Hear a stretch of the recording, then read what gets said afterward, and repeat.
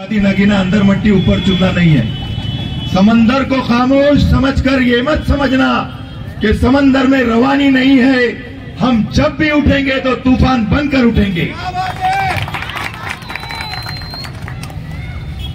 Stage पे मौजूद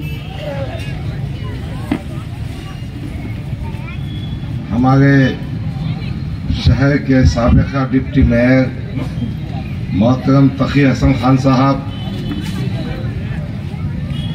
तहरीर से तशरीफ हारिस अजीम साहब, समाजवादी के हमारे रऊफ भाई, फैसल भाई, तहरीर से आए हुए मुन्ना भाई,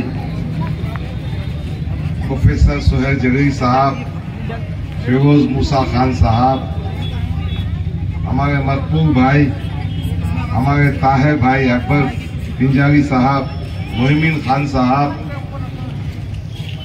हमारे अजीम भाई आसिफ भाई, सामने बैठे हुए तमाम बुजुर्ग, नौजवान, मेरी माओ बहनों जो पसे पर्दा बैठकर मेरी गुफ्तगू को सुन रही है, मेरी तकरीर से पहले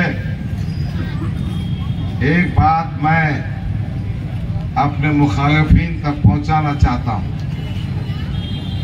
मैंने एक ऑडियो की बात सुनी है जहांगीर जागीरदार की, जो उसने हमारे समाजवादी पार्टी के कार्यकर्ता नवीद से गुफ्तगू की है।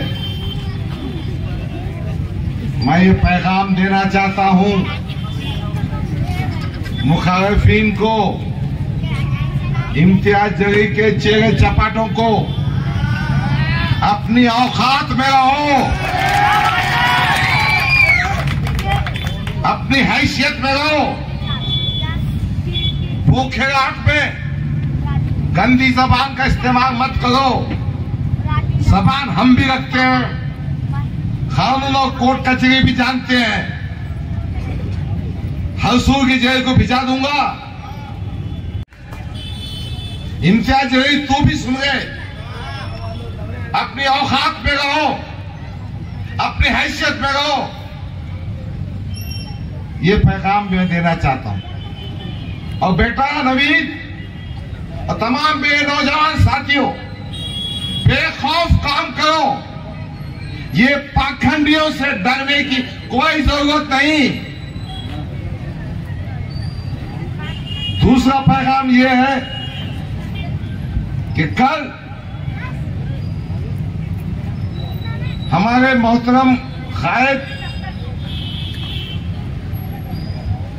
जिसके एहतराम में पैसों से मदद की, वो कायद कल हमारे बीच आ रहा। उधर से लो। वहां अबू आसिम आजमी आपको खिताब करें। मैं गुजारिश करना चाहता हूं कि आप हजारों की तादाद में मोहतरम कायद अबू आसिम साहब को सुनिए। आपके दिल में उमंग पैदा होगी। आपको महाराष्ट्र की सही तस्वीर, आपको एहसास होगा कि हमारे ही बीच में एक ऐसा कायद मौजूद है जो दिन और रात मिल्लत, कौम और पिछड़ी हुई अवाम के लिए जद्दोजहद करता है।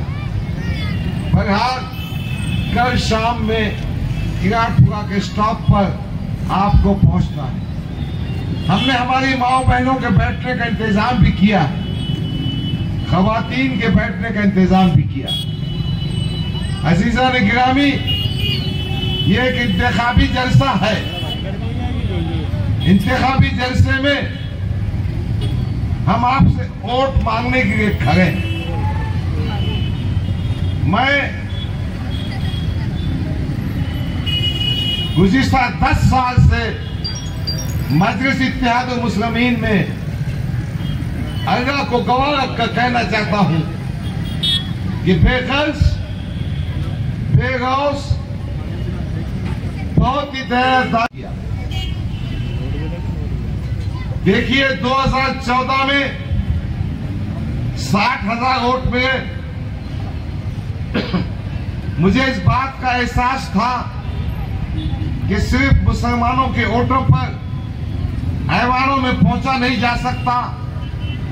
इसीलिए मैंने कोशिश की कि वंचित बहुजन अघाड़ी प्रकाश अंबेडकर उसको एमआईएम से जोड़ दिया जाए।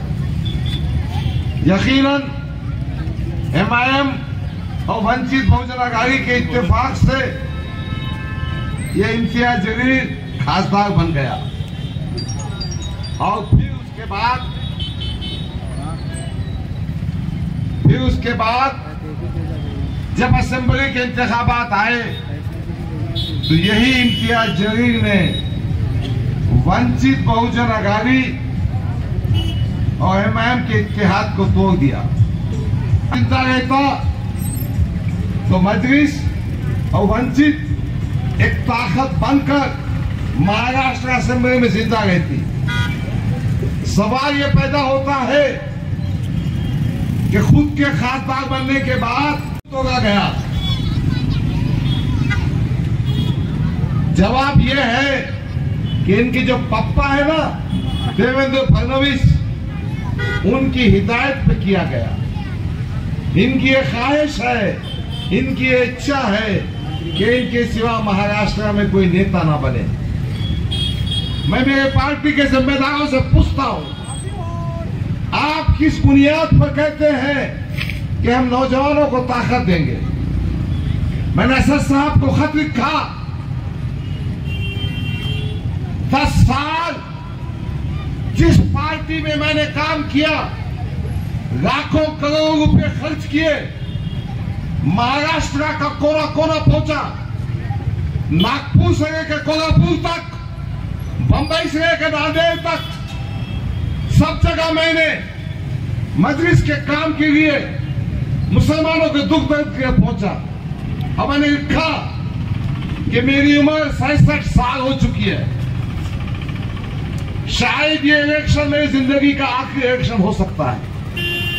मैंने 2019 में वंचित बहुजन अघाड़ी का इत्तेहाद टूटने के बाद तकरीबन 200 इलेक्शन रजिस्ट्रेशन के कैंप लिए, और फिर मैंने, जिसके आप भी गवाह है, कि वोटर्स की संख्या बढ़ाई।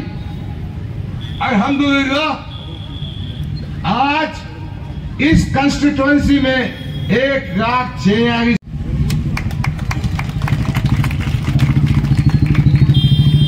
असदुद्दीन अवैसी साहब ने 3 मिनट का वक्त नहीं दिया।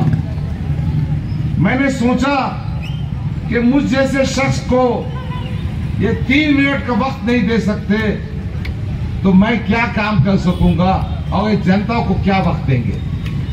मैं आपका शुक्रगुजार हूं कि आप मुझ जैसे छोटे आदमी की बात सुनने के जमा हुए। आप मेरी बात सुन रहे हैं, मेरे साथ खड़े हैं, आपको यह एहसास है कि मुझ पर नाइंसाफी हुई।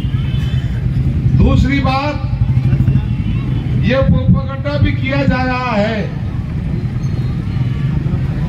कि इम्तियाज जलील और डॉक्टर गफ्फार के वोटों की कटिंग में भारतीय जनता पार्टी आ जाएगी। सुन लो इम्तियाज जलील, तू हमारे पासंग में भी नहीं है, तू उधर का पैराशूट इधर आ गया।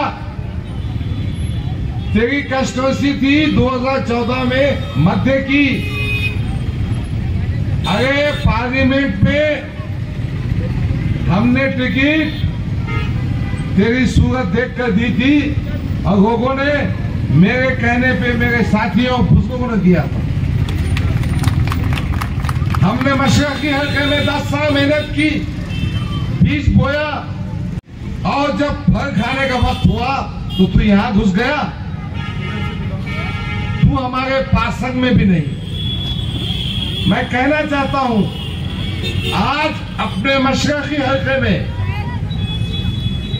मैंने जो आवाम में बेपनाह मोहब्बत देखी है, जो हमदर्दी देखी है, गयूं नौजवानों में वो जज्बा देखा है, कि मुझ पे होने वाली नाइंसाफी के खिलाफ उठ खड़े होना है, तो यकीनन जीत हमें मिलेगी।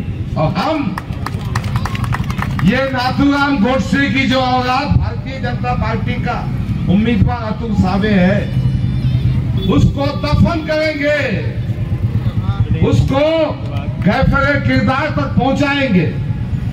अजीजा ने गिरामी इंशाअल्लाह ताला करना चाहते हैं तो पैसा कमाने के लिए नहीं, मांडोगी करने के लिए नहीं,